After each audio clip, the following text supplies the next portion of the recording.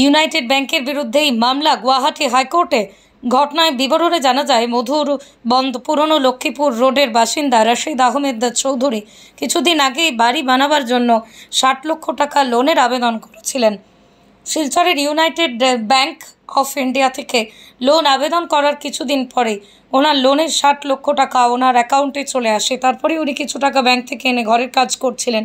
হঠাৎ করেই ব্যাংকে গিয়ে দেখেন সেই টাকা আর তুলতে পারছেন না। তুলতে না পেরেই ম্যানেজারের সাথে কথা বলেন। ম্যানেজার জানান যে ওনার অ্যাকাউন্টে কিছু সমস্যা রয়েছে। কিছুদিন পর আবার তাকে যাওয়ার জন্য বলে। তিনি ব্যাংক থেকে চলে আসেন। কয়েকদিন পরে আবার ব্যাংকে টাকা তোলার জন্য যান। তখন ওনার অ্যাকাউন্ট থেকে টাকা তুলতে পারছেন না দেখে ম্যানেজারের সাথে যোগাযোগ করেন। ম্যানেজার বলে, আপনার অ্যাকাউন্টে টাকা নেই, আপনার ব্যাংক অ্যাকাউন্ট থেকে 29 লক্ষ টাকা অন্য অ্যাকাউন্টে চলে যায়।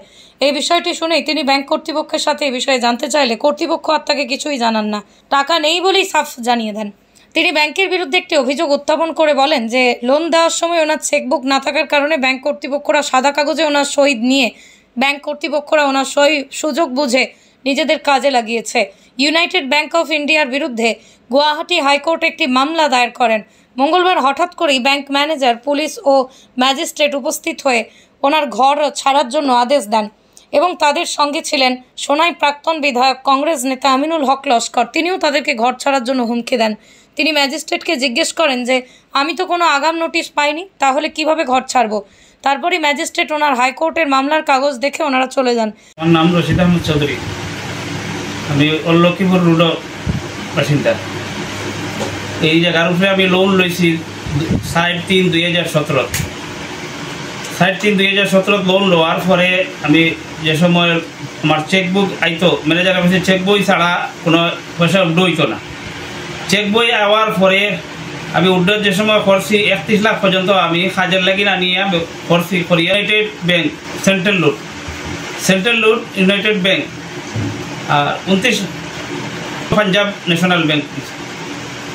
আর মানে লোন লওয়ার পরে আমি 31 লাখ উঠানির পরে যেদিন 1 লাখ টাকা দেওয়ার মানে গেছি চেকে, এই সময় তারা হয়েছে অ্যাকাউন্টে টাকা নাই, এটা আমার লোন মানে হয়েছে না, ফাইলর ডিস্টার্ব হয়েছে, ওটা চেক হয়ে গেলে বিলোয়ার সাইন ঢুকলে বেশ সময় হয়েছে, ওটা ঠিক হয়ে গেলে অ্যাকাউন্টে ঢুকবো আইয়া তারা ম্যানেজারে অ্যাকাউন্ট হয়ে আমার 16 থেকে 17 মাস পর্যন্ত আমার ঘুরাইছে।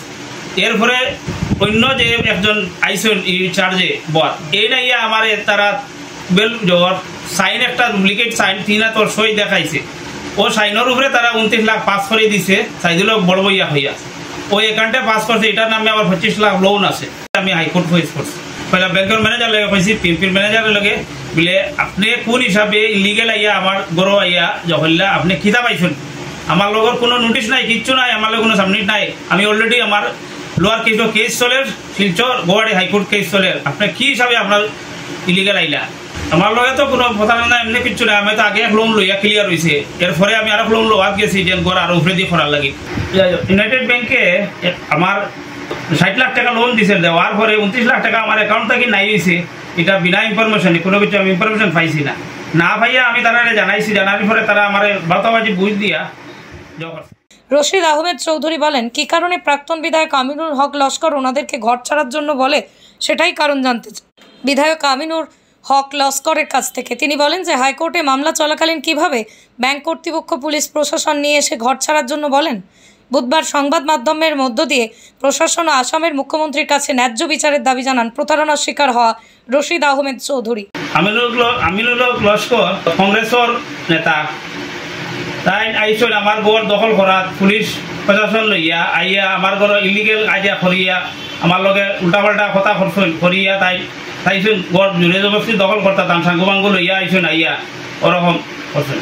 তাই সেনে আমার এই জায়গাটা এটা আমি যেহেতু ব্যাংকর লগের আমার সম্পর্ক আবার কোনো ক্লিয়ার হয়েছে না, মাত কথা কেসর জ্বর চলে, আর তাই না সেনে আমার লগে এইরকম অত্যাচারী করলা, তাই প্রতিনিধির একটা যত ইয়া তাই সেনে আমার লগে এইসব করলা, এটা আমি প্রশাসনের কাছে চাইয়া আমার ওটা যাতে আমার উপযুক্ত আমি বিচার চাই, আসামের মুখ্যমন্ত্রীর কাছে ওটা আবদার চাইয়া যে যাতে আমার ওটা সুবিচার আপনি করে দিতা প্রশাসনের মাধ্যমে।